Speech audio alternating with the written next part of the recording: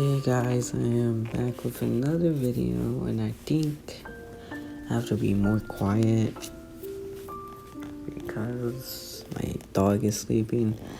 So yeah, I think he is, so I'm gonna try to be quiet. So anyways, this is the last part for What If Naruto Lived in the Whirlpool. Yeah, this is the last part of it. So let's finish this up, and yeah. Alright. Scene break. For a few days, Team 7 and had some rest at the time. They had a lot of time to think. They were in the park since their hotel room was too shifty for them to be in. Though being out in the warm sunshine didn't help either. Modes they were in. Moods,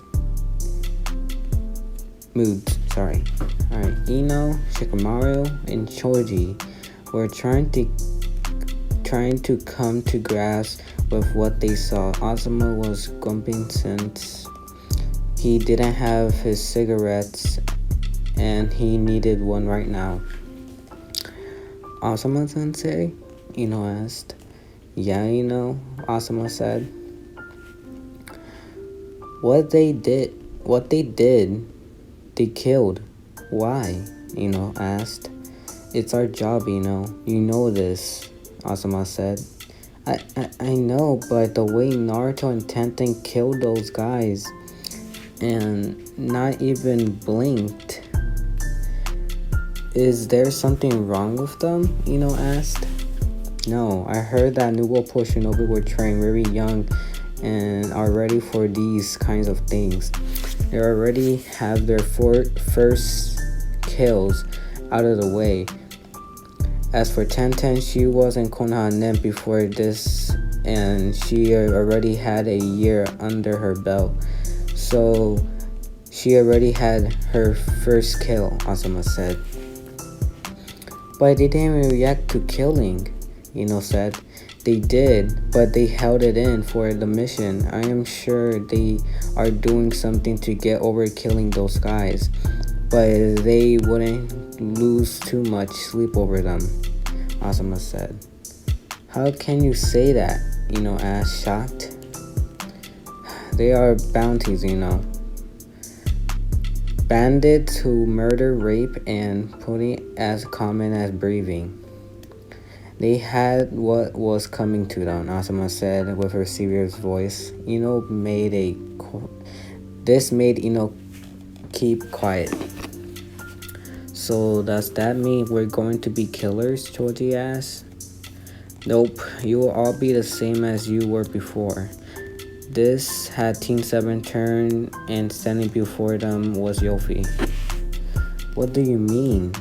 Shikamaru asked. Simple, painting heads, Yofi said, which made Shikamaru troublesome. We are not cold, heartless killers. Naruto and Tenten still feel. They are still human. When you start enjoying killing, then it's the time to hang it up. Besides, they have something to fight for. Something to fight for? Asked. Yup, every ninja has something they fight for. Either it's personal or not. Somewhat to protect their village, others to protect their family, maybe to protect their team. It's all up to you, but it doesn't make it a little easier, but you'll never get over it. It's something you need to live with if you want to continue to be a ninja. This isn't kind of la fantasy land. This is real life, and it can get cold and heartless at times. Asuma didn't agree with Yofi on this. He knew what she was talking about since he had seen stuff that still haunted his dreams sometimes. So what can we do? Asked. You have two options. Well, three actually, Yofi said, grasping her chin. Which are? Shikamaru asked. One, one you don't change, and the same time and end up dying on a mission, Yofi said. This made the three Genin turn pale. 2. You can quit and become it. You could quit and become civilians, Yofi said. This made the three Genin think about it. 3. You can stop your little emo party and train to get stronger, Yofi said. How is that a option, Choji asked. Simple. You train and work hard to get stronger. You do that to protect not only each other, but your home and families. You fight for something that's worth keeping fighting for. That will give your strength and energy to keep going, moving on. You will want to protect not only yourself, but your family and your village, right? Dolphy asked. This made him think. Well, I better go. I need to see my little niece is doing. See ya, Yofi said. This gave the Genin of Team 10 a lot to think about. Scene break. Mika closed the book of all the new Whirlpool's laws that were there. She sighed. Okay, that was a big waste of my time, really, she said as she massaged her temples. Reading all those laws not only stressed her eyes, but gave her a headache. They started her eyes since they just had a small pin, and she had to use a magnifying glass to read them. So far, she didn't find much that would help Naruto with his problem. She should made chats on all the girls that are interested in him to find which one would be more compatible. Don't mind that was just fireworks. It's not even okay. Anyways, but came up with nothing solid. All the girls are great, really. Well, I better tell Naruto what I have found, she said with a sigh. Scene break. Hinata showered hard as she looked at Kurenai. Go ahead, Hinata. You will never know useless. You will never know unless you try, Kurenai said. Hinata nodded, though inside she was very nervous. The two were in front of the Kozenkai compound. Can I help you? A guard asked. Yes.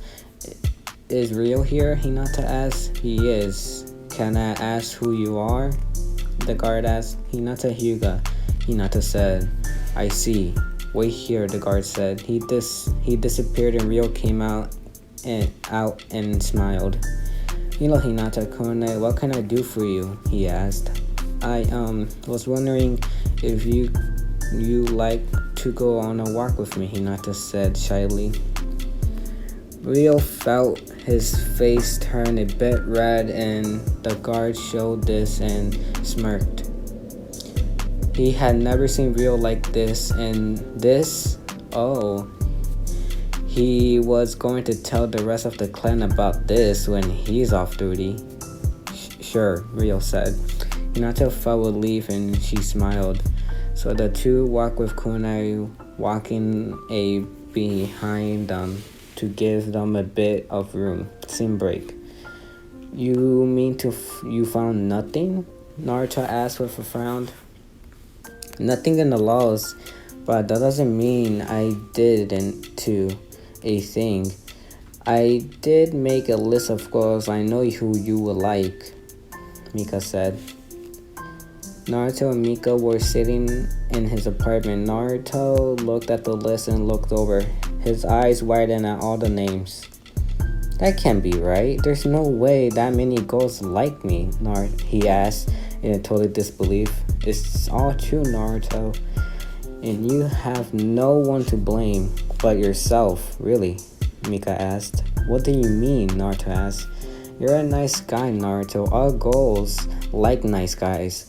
But then they see you how strong are you and are along with you. Kindness and you're kind of a full pocket, Mika said. Naruto groaned that he put his head on the table and his hands on the back of his head.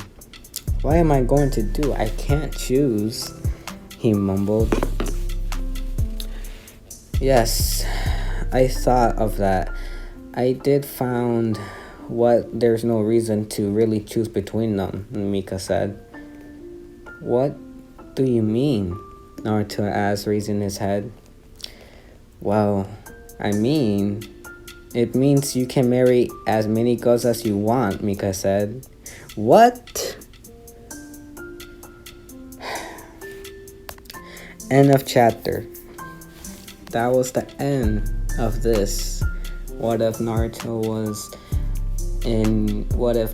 lived in New Whirlpool? That's the end of it. And I will make a new series called What If Naruto Was in High School DxE.